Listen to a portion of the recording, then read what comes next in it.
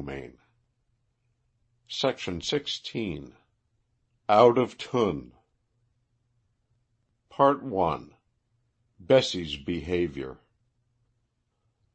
On one point Miss Bessie Durand agreed with Alexander von Humboldt.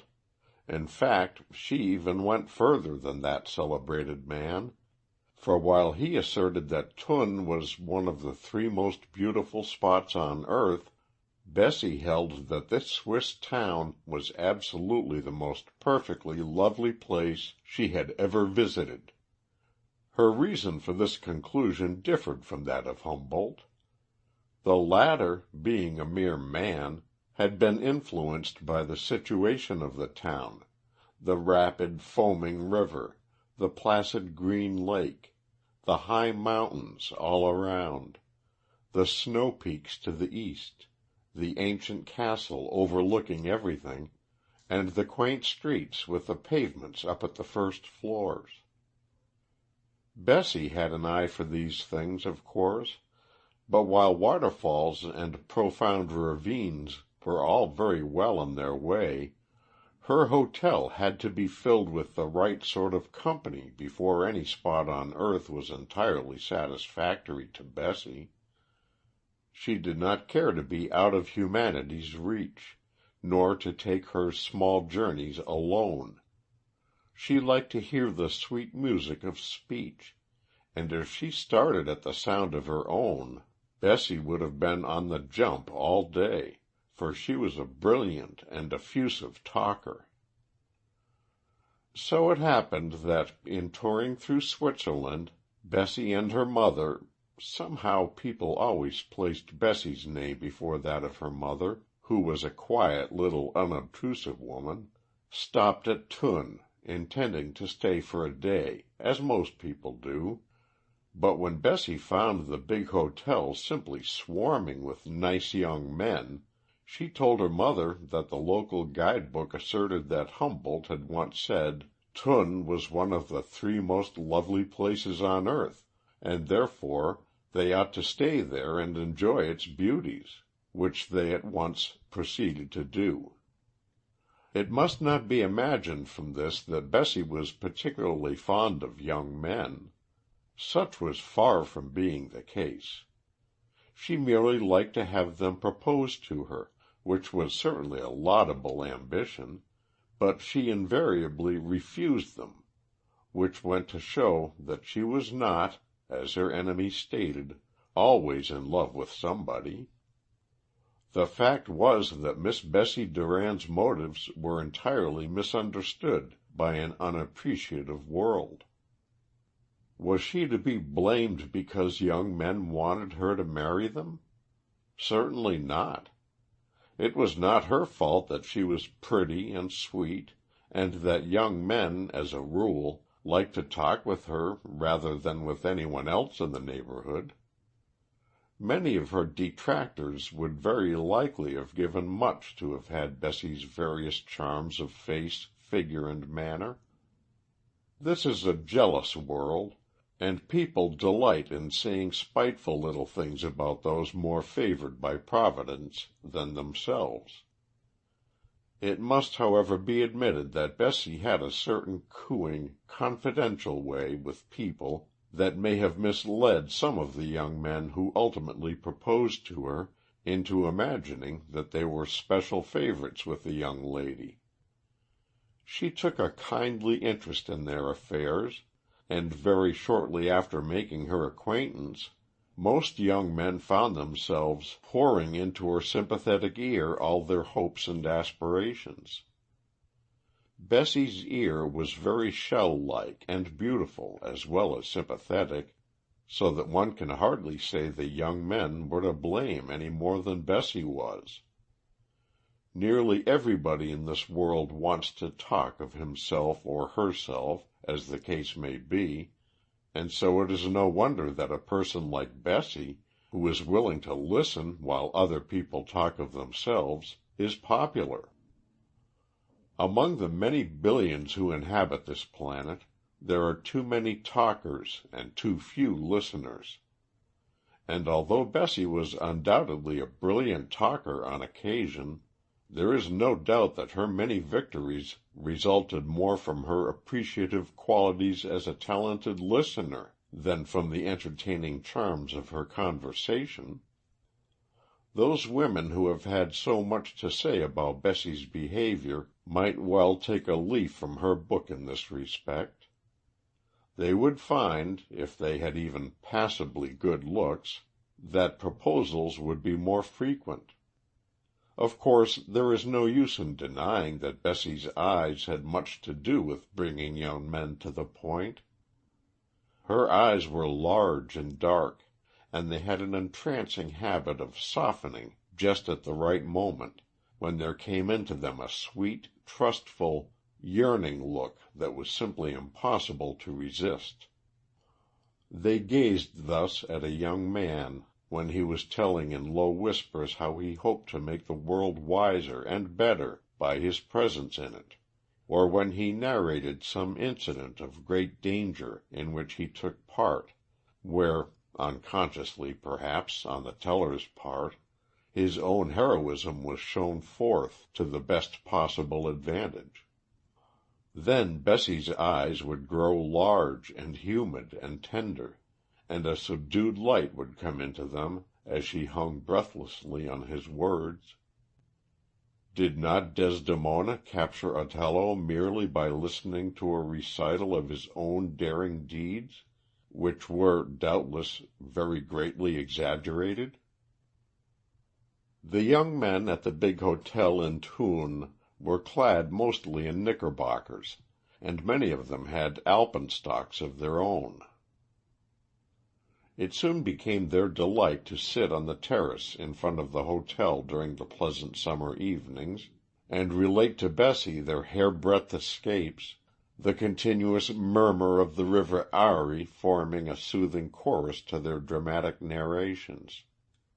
At least a dozen young men hovered around the girl, willing and eager to confide in her.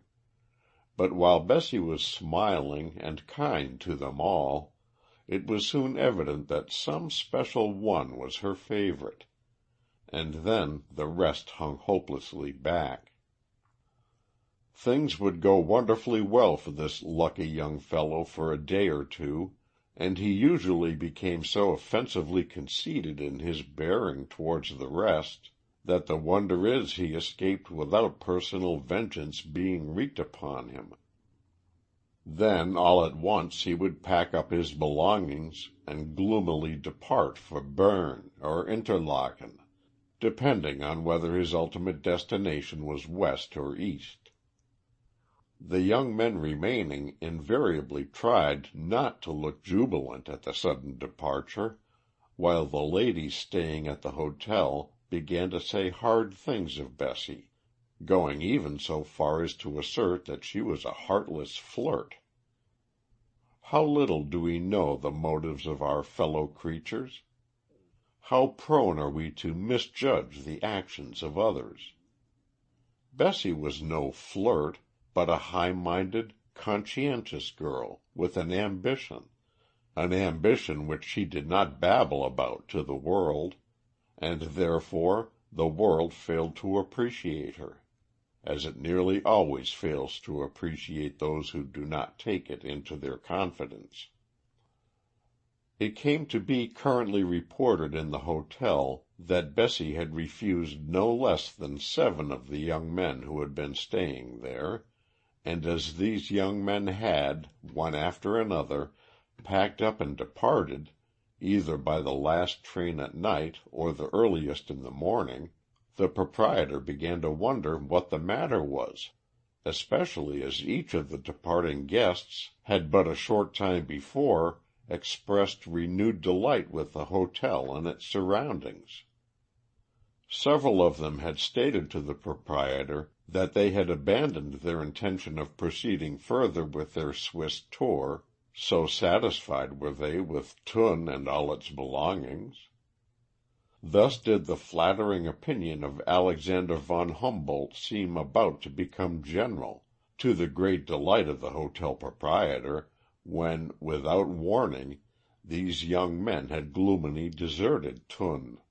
while its beauty undoubtedly remained unchanged. Naturally, the good man who owned the hotel was bewildered, and began to think that, after all, the English were an uncertain, mind-changing race. Among the guests there was one fellow who was quite as much perplexed as the proprietor.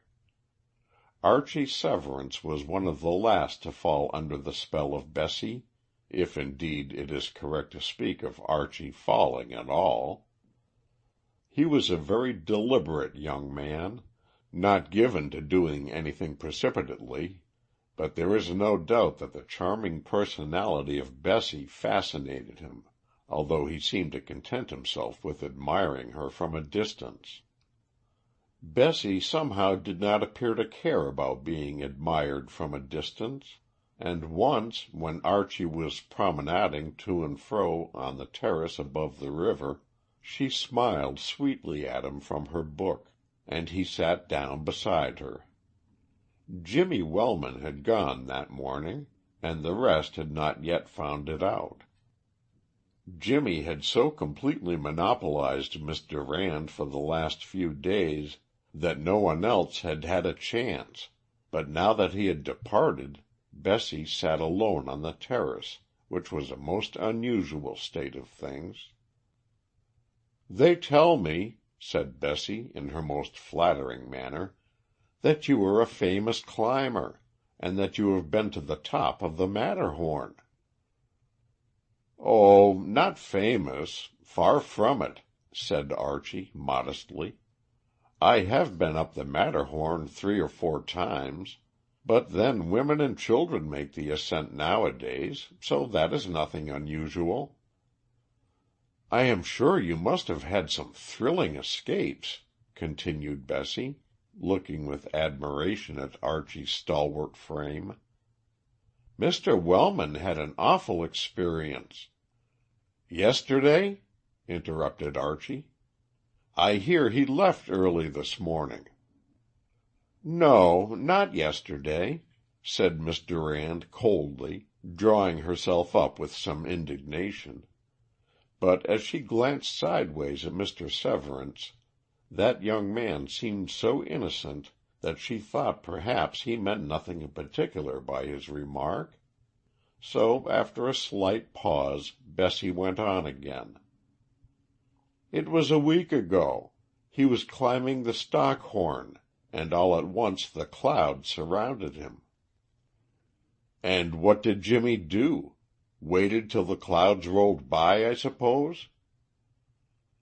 "Now, Mr. Severance, if you are going to laugh at me, I shall not talk to you any more." "I assure you, Miss Durand, I was not laughing at you. I was laughing at Jimmy. I never regarded the Stockhorn as a formidable peak.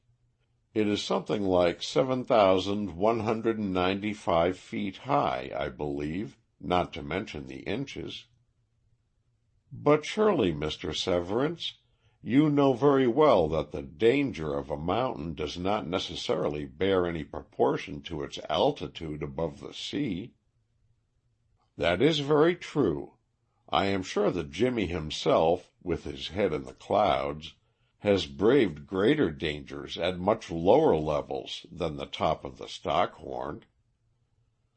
Again Miss Durand looked searchingly at the young man beside her, but again Archie was gazing dreamily at the curious bell-shaped summit of the mountain under discussion. The Stockhorn stands out nobly, head and shoulders above its fellows, when viewed from the hotel terrace at Thun. There was silence for a few moments between the two, and Bessie said to herself that she did not at all like this exceedingly self-possessed young man, who seemed to look at the mountains in preference to gazing at her, which was against the natural order of things. It was evident that Mr. Severance needed to be taught a lesson, and Bessie, who had a good deal of justifiable confidence in her own powers as a teacher, resolved to give him the necessary instruction. Perhaps, when he had acquired a little more experience, he would not speak so contemptuously of Jimmy, or any of the rest. Besides, it is always a generous action towards the rest of humanity to reduce the inordinate self-esteem of any one young man to something like reasonable proportions.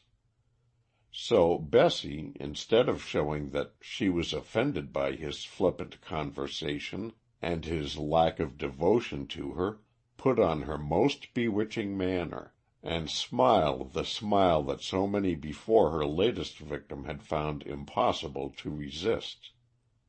She would make him talk of himself and his exploits. They all succumbed to this treatment. "I do so love to hear of narrow escapes," said Bessie confidingly. "I think it is so inspiring to hear of human courage and endurance being pitted against the dangers of the Alps and coming out victorious." "Yes, they usually come out victorious, according to the accounts that reach us. But then, you know, we never get the mountain side of the story."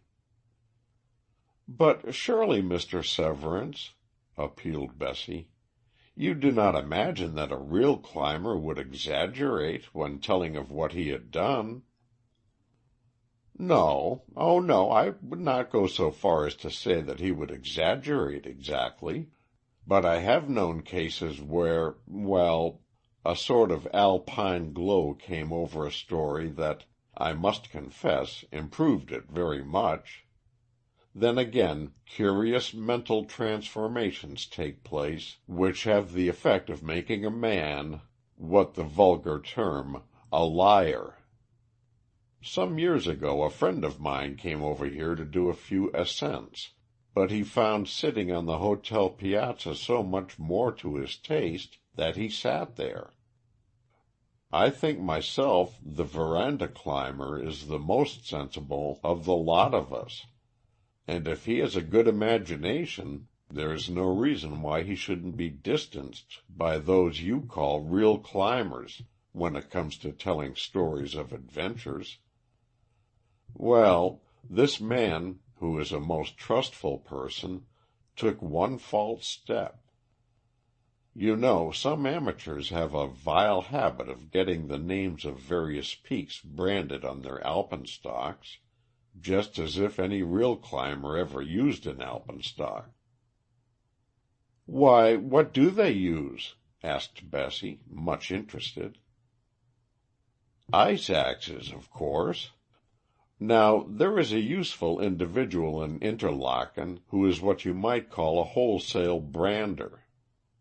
He has the names of all the peaks done in iron at his shop, and if you take your alpenstock to him, he will, for a few francs, brand on it all the names it will hold, from the Ortler to Mont Blanc.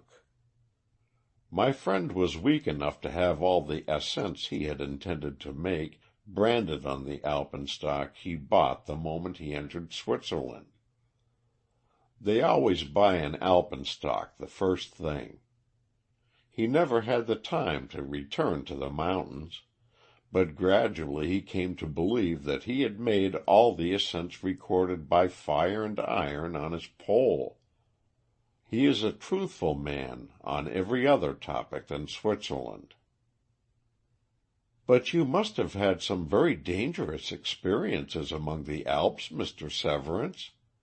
Please tell me of the time you were in the greatest peril." "I am sure it would not interest you." "Oh, it would, it would. Please go on, and don't require so much persuasion. I am just longing to hear the story." "It isn't much of a story, because, you see, there is no alpine glow about it." Archie glanced at the girl, and it flashed across his mind that he was probably then in the greatest danger he had ever been in his life. She bent forward toward him, her elbows on her knees, and her chin, such a pretty chin, in her hands.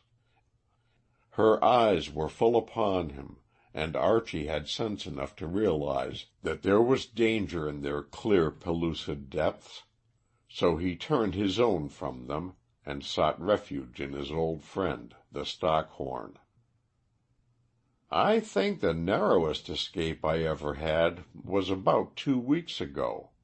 I went up—" "With how many guides?" interrupted Bessie, breathlessly. "With none at all," answered Archie, with a laugh.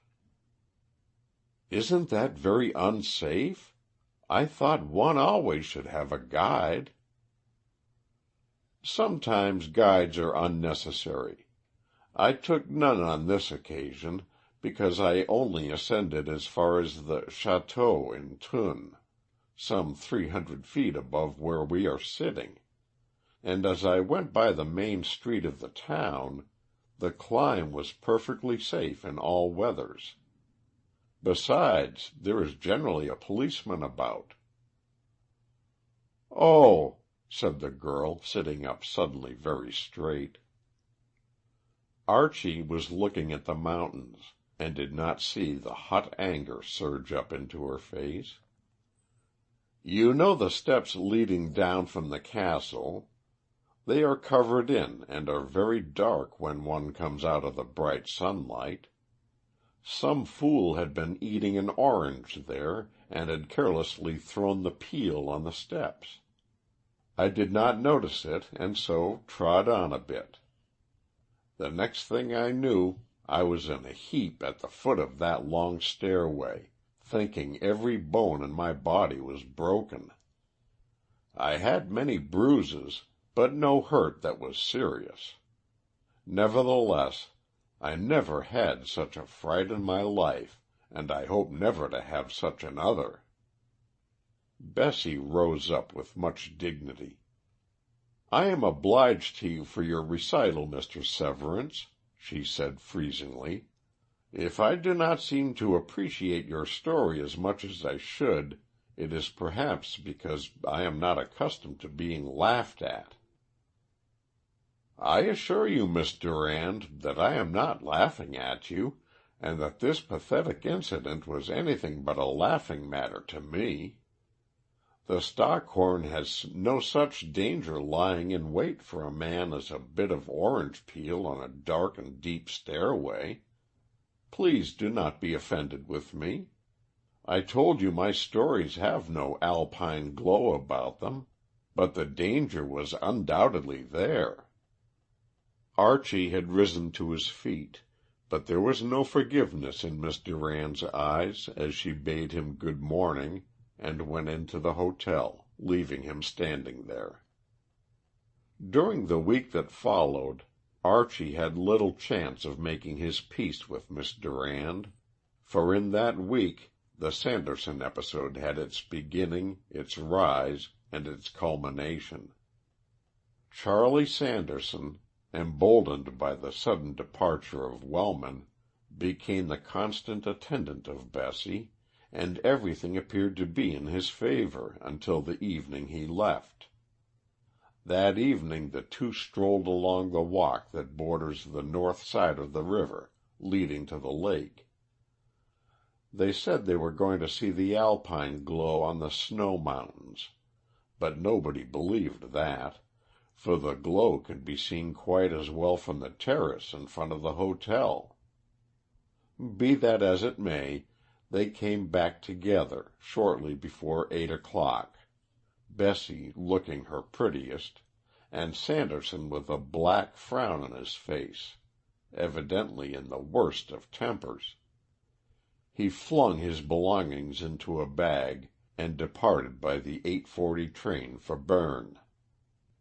As Archie met the pair, Bessie actually smiled very sweetly upon him, while Sanderson glared as if he had never met Severance before.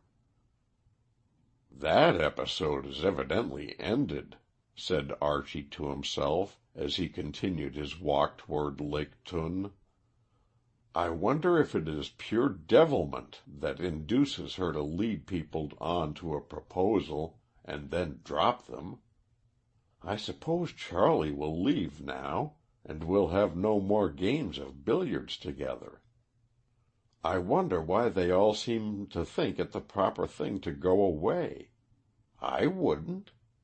A woman is like a difficult peak. If you don't succeed the first time, you should try again. I believe I shall try 6 proposals with Bessie myself. If I ever come to the point, she won't find it so easy to get rid of me as she does all of the rest." Meditating thus, he sat down on a bench under the trees facing the lake. Archie wondered if the momentous question had been asked at this spot. It seemed just the place for it, and he noticed that the gravel on the path was much disturbed, as if by the iron-shod point of an agitated man's cane. Then he remembered that Sanderson was carrying an iron-pointed cane. As Archie smiled and looked about him, he saw on the seat beside him a neat little morocco-bound book with a silver clasp. It had evidently slipped from the insecure dress pocket of a lady who had been sitting there. Archie picked it up and turned it over and over in his hands. It is a painful thing to be compelled to make excuse for one of whom he would fain speak well, but it must be admitted that at this point in his life Severance did what he should not have done. He actually read the contents of the book, although he must have been aware, before he turned the second leaf, that what was there set down was meant for no eye save the writer's own. Archie excuses himself by maintaining that he had to read the book before he could be sure it belonged to anybody in particular, and that he opened it at first merely to see if there were a name or card inside. But there is little doubt that the young man knew from the very first whose book it was, and he might at least have asked Miss Durand if it were hers before he opened it.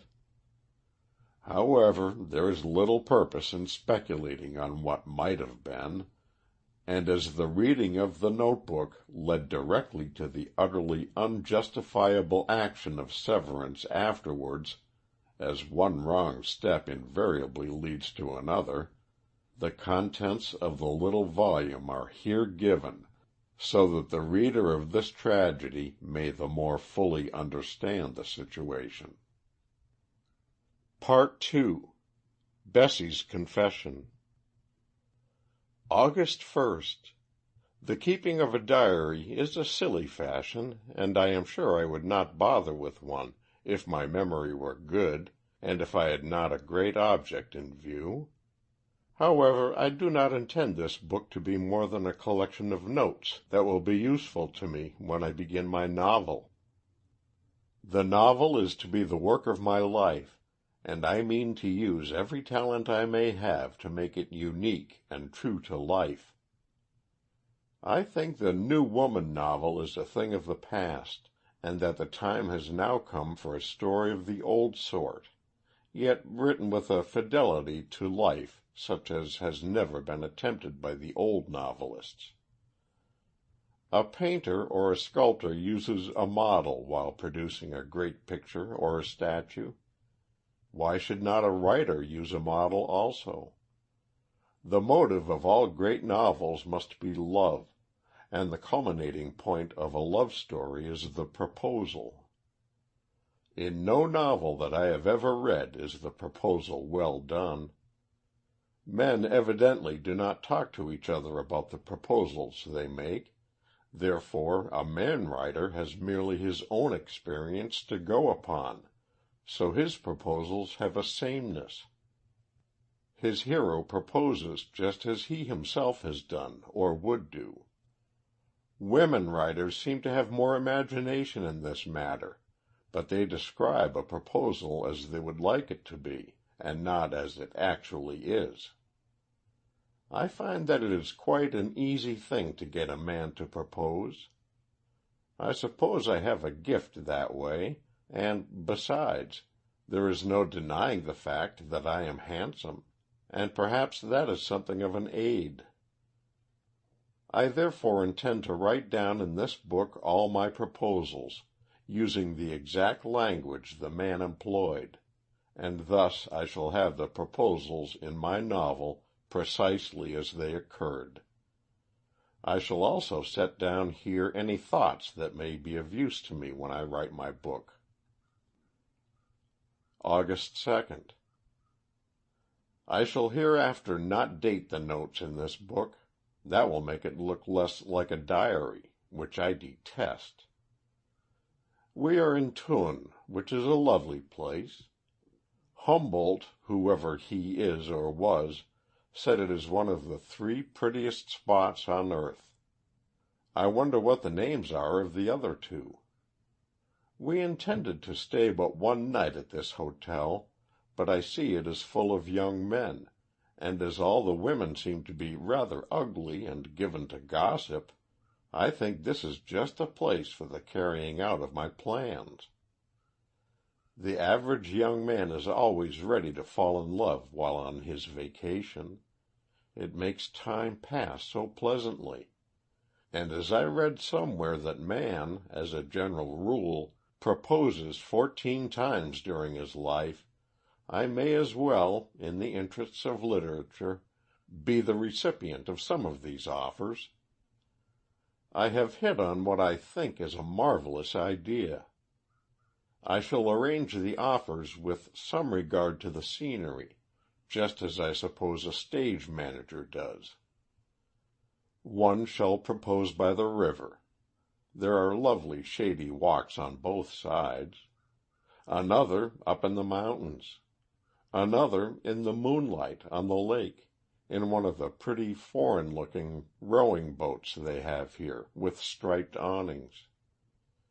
I don't believe any novelist has ever thought of such a thing. Then I can write down a vivid description of the scenery in conjunction with the language the young man uses. If my book is not a success, it will be because there are no discriminating critics in England. First proposal. This came on rather unexpectedly. His name is Samuel Caldwell, and he is a curate here for his health. He is not in the least in love with me, but he thinks he is, and so I suppose it comes to the same thing. He began by saying that I was the only one who ever understood his real aspirations, and that if I would join my lot with his, he was sure we should not only bring happiness to ourselves, but to others as well.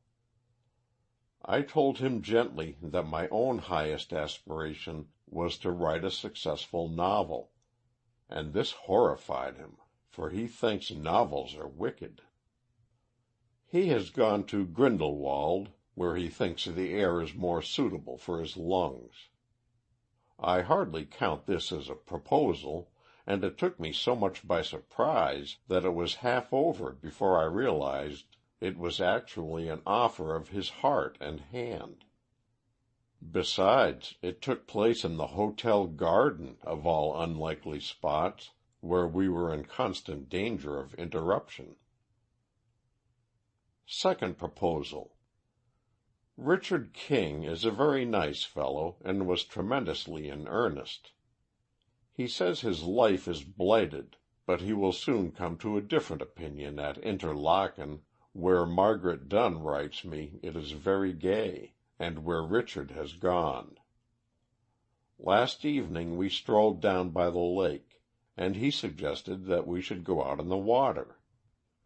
He engaged a boat with 2 women to row, one sitting at the stern and the other standing at the prow, working great oars that looked like cricket bats. The women did not understand English, and we floated on the lake until the moon came up over the snow mountains.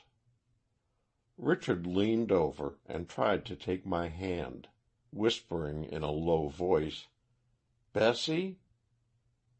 I confess I was rather in a flutter, and could think of nothing better to say than "Sir," in a tone of surprise and indignation. He went on hurriedly. "Bessie," he said, "we have known each other only a few days, but in those few days I have lived in paradise." "Yes," I answered, gathering my wits about me. "Humboldt says Thun is one of the three—" Richard interrupted me with something that sounded remarkably like "Hang Thun!" Then he went on, and said that I was all the world to him, that he could not live without me. I shook my head slowly, and did not reply. He spoke with a fluency that seemed to suggest practice, but I told him it could never be. Then he folded his arms, sitting moodily back in the boat, saying I had blighted his life. He did look handsome as he sat there in the moonlight, with a deep frown on his brow, but I could not help thinking he sat back purposely, so that the moonlight might strike his face. I wish I could write down the exact language he used, for he was very eloquent, but somehow I cannot bring myself to do it, even in this book. I am sure, however, that when I come to write my novel, and turn up these notes, I shall recall the words. Still, I intend to put down the exact phrases. I wish I could take notes at the time, but when a man is proposing, he seems to want all your attention. A fine, stalwart young man came to the hotel today, bronzed by mountain climbing. He looks as if he would propose in a manner not so much like all the rest. I have found that his name is Archibald Severance, and they say he is a great mountaineer. What a splendid thing a proposal on the high Alps would be from such a man, with the gleaming snow all around. I think I shall use that idea in the book. Third, fourth, fifth, and sixth proposals. I must confess that I am amazed and disappointed with the men. Is there no such thing as originality among mankind? You would think they had all taken lessons from some proposing master. They all have the same formula. The last four began by calling me Bessie, with the air of taking a great and important step in life. Mr. Wellman varied it a little by asking me to call him Jimmy, but the principle is just the same. I suppose the sameness is the result of our modern system of education. I am sure Archie would act differently. I am not certain that I like him, but he interests me more than any of the others. I was very angry with him a week ago. He knows it, but he doesn't seem to care. As soon as Charlie Sanderson proposes, I will see what can be done with Mr. Archie Severance. I like the name Archie. It seems to suit the young man exactly. I have been wondering what sort of scenery would accord best with Mr. Severance's proposal. I suppose a glacier would be about the correct thing, for I imagine Archie is rather cold and sneering when he is not in very good humor. The lake would be too placid for his proposal, and when one is near the rapids, one cannot hear what the man is saying. I think the Coleraine Gorge would be just the spot. It is so wild and romantic, with 100 waterfalls dashing down the precipices. I must ask Archie if he has ever seen the Coleraine Falls. I suppose he will despise them, because they are not up among the snow peaks. Part 3. Bessie's Proposal. After reading the book, which he had no business to read, Archie closed the volume, fastened the clasp, and slipped it into his inside pocket. There was a meditative look in his eyes as he gazed over the blue lake. "I can't return it to her now," Archie said to himself. Perhaps I should not have read it. So she is not a flirt, after all, but merely uses us poor mortals as models, Archie sighed. I think that's better than being a flirt, but I'm not quite sure. I suppose an author is justified in going to great lengths to ensure the success of so important a thing as a book. It may be that I can assist her with this tremendous work of fiction. I shall think about it. But what am I to do about this little diary? I must think about that as well. I can't give it to her and say I did not read it, for I am such a poor hand at lying. Good heavens! I believe that is Bessie coming alone along the river bank. I'll wager she has missed the book and knows pretty accurately where she lost it. I'll place it where I found it and hide. The line of trees along the path made it easy for Archie to carry out successfully his hastily formed resolution. He felt like a sneak, a feeling he thoroughly merited, as he dodged behind the trees, and so worked his way to the main road. He saw Bessie march straight for the bench, pick up the book, and walk back towards the hotel, without ever glancing round, and her definite action convinced Archie that she had no suspicion anyone had seen her book. This made the young man easier in his mind, and he swung along the Interlaken road towards Thun, flattering himself that no harm had been done. Nevertheless, he had resolved to revenge Miss Bessie's innocent victims, and as he walked he turned plan after plan over in his mind. Vengeance would be all the more complete, as the girl had no idea that her literary methods were known to anyone but herself. For the next week Archie was very attentive to Bessie, and it must be recorded that the pretty young woman seemed to appreciate his devotion thoroughly and to like it. One morning, beautifully arrayed in walking costume, Bessie stood on the terrace, apparently scanning the sky, as if anxious about the weather, but in reality looking out for an escort, the gossips said to each other as they sat under the awnings, busy at needlework and slander, for of course no such thought was in the young lady's mind.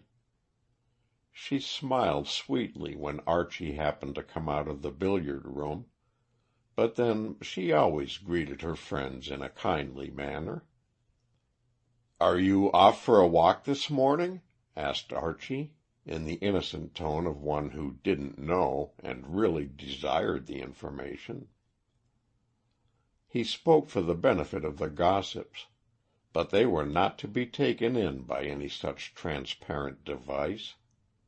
They sniffed with contempt, and said it was brazen of the two to pretend that they were not meeting there by appointment. "Yes," said Bessie, with a saucy air of defiance, as if she did not care who knew it. "I am going by the upper road to the Kohleren Falls. Have you ever seen them?" "No. Are they pretty?" "Pretty? They are grand. At least the gorge is, although, perhaps, you would not think either the gorge or the falls worth visiting." "How can I tell until I have visited them? Won't you be my guide there?" "I shall be most happy to have you come, only you must promise to speak respectfully of both ravine and falls." "I was not the man who spoke disrespectfully of the equator, you know," said Archie, as they walked off together, amidst the scorn of the gossips, who declared they had never seen such a bold-faced action in their lives. As their lives already had been somewhat lengthy, an idea may be formed of the heinousness of Bessie's conduct. It took the pair rather more than an hour by the upper road overlooking the town of Thun, and the lake beyond, to reach the fingerboard that pointed down into the Coleraine Valley. They zigzagged along a rapidly falling path until they reached the first of a series of falls, roaring into a deep gorge surrounded by a dense forest. Bessie leaned against the frail handrail and gazed into the depths, Severance standing by her side. The young man was the first to speak, and when he spoke it was not on the subject of the cataract. "Miss Durand," he said, "I love you. I ask you to be my wife." "Oh, Mr. Severance," replied Bessie, without lifting her eyes from the foaming chasm. "I hope that nothing in my actions has led you to—" "Am I to understand that you are about to refuse me?" cried Archie, in a menacing voice that sounded above the roar of the falling waters. Bessie looked quickly up at him, and seeing a dark frown on his brow, drew slightly away from him. "Certainly I am going to refuse you. I have known you scarcely more than a week." "That has nothing to do with it. I tell you, girl, that I love you. Don't you understand what I say?" "I understand what you say well enough, but I don't love you. Is not that answer sufficient?" "It would be sufficient if it were true. It is not true. You do love me. I have seen that for days. Although you may have striven to conceal your affection for me, it has been evident to everyone, and more especially to the man who loves you. Why, then, deny what has been patent to all onlookers? Have I not seen your face brighten when I approach you? Have I not seen a welcoming smile on your lips that could have had but one meaning?" "Mr. Severance," cried Bessie, in unfeigned alarm, "have you gone suddenly mad? How dare you speak to me in this fashion?" "Girl," shouted Archie, grasping her by the wrist, "is it possible that I am wrong in supposing you care for me, and that the only other inference to be drawn from your actions is the true one?" "What other inference?" asked Bessie, in a trembling voice, trying unsuccessfully to withdraw her wrist from his iron grasp. "That you have been trifling with me," hissed Severance. "That you have led me on and on, meaning nothing. That you have been pretending to care for me, when in reality you merely wanted to add one more to the many proposals you have received. That is the alternative. Now, which is the fact? Are you in love with me, or have you been fooling me?" "I told you I was not in love with you, but I did think you were a gentleman. Now that I see you are a ruffian, I hate you. Let go my wrist, you are hurting me." "Very good, very good. Now we have the truth at last, and I will teach you the danger of making a plaything of a human heart." Severance released her wrist and seized her around the waist. Bessie screamed and called for help, while the man who held her a helpless prisoner laughed sardonically. With his free hand he thrust aside the frail pine pole that formed a handrail to guard the edge of the cliff. It fell into the torrent and disappeared down the cataract. "What are you going to do?" cried the girl, her eyes wide with terror. "I intend to leap with you into this abyss. Then we shall be united forever."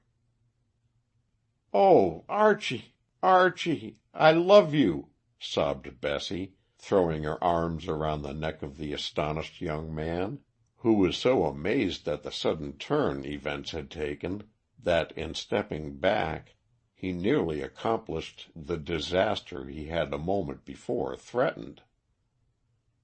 "Then why," he stammered, why did you deny it?" "Oh, I don't know. I suppose because I am contrary, or because, as you said, it was so self-evident. Still, I don't believe I would ever have accepted you if you hadn't forced me to. I have become so wearied with the conventional form of proposal." "Yes, I suppose it does get rather tiresome," said Archie, mopping his brow. "I see a bench a little further down. Suppose we sit there and talk the matter over." He gave her his hand, and she tripped daintily down to the bench, where they sat down together. "You don't really believe I was such a ruffian as I pretended to be?" said Archie at last. "Why, yes. Aren't you?" she asked simply, glancing sideways at him with her most winning smile.